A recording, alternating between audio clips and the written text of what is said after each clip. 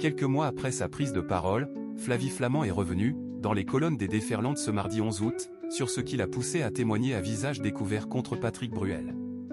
Une décision déclenchée par des images du chanteur qui ont provoqué chez elle une vive colère. Elle a décidé de reprendre la parole. Après être sortie du silence au mois de mai dernier en annonçant avoir déposé plainte contre Patrick Bruel, qu'elle accuse de l'avoir agressé sexuellement et violé en 1991, alors qu'elle avait 16 ans, Flavie Flament s'était tenue en retrait pendant plusieurs mois.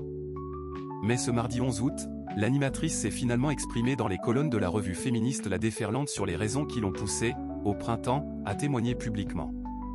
Un épisode précis a joué un rôle déterminant dans sa décision. En découvrant des images de Patrick Bruel quittant un théâtre sous les applaudissements du public, Flavie Flament explique avoir ressenti une profonde colère.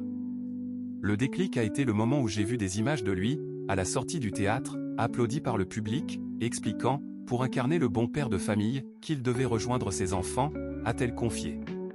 Une séquence qui, dit-elle, l'a profondément préoccupée et l'a convaincue de sortir de l'anonymat.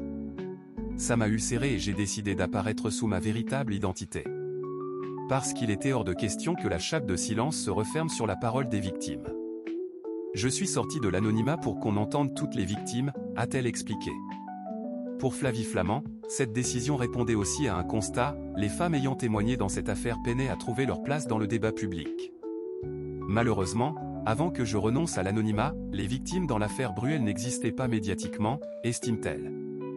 À 52 ans, l'animatrice savait néanmoins que cette exposition pouvait provoquer de nouvelles réactions à son encontre.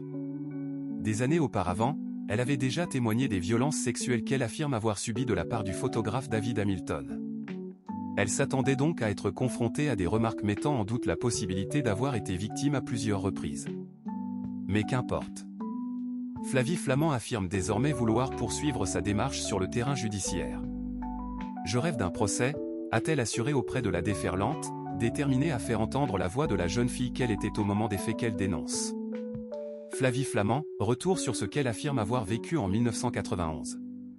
Les faits évoqués par Flavie Flament remontent au début des années 1990, alors que la France est plongée dans la « Bruelmania ». Repérée par l'animateur Laurent Boyer, Flavie Flament fréquente alors régulièrement les plateaux de télévision. Encore mineure, elle affirme s'être rendue dans l'appartement parisien de Patrick Bruel en 1991. Après avoir bu un thé, elle raconte avoir été plongée dans un « blackout ». J'ouvre les yeux, il est en train de me remettre et de me reboutonner mon pantalon sur son lit, affirme-t-elle. Des années plus tard, en 2006, elle assure que le chanteur lui aurait rappelé, lors d'une rencontre en coulisses, qu'ils avaient couché ensemble. Un échange qui aurait renforcé, selon elle, la conviction d'avoir été drogué puis violé. Patrick Bruel conteste fermement ces accusations et affirme être parfaitement certain de n'avoir ni drogué ni agressé l'animatrice.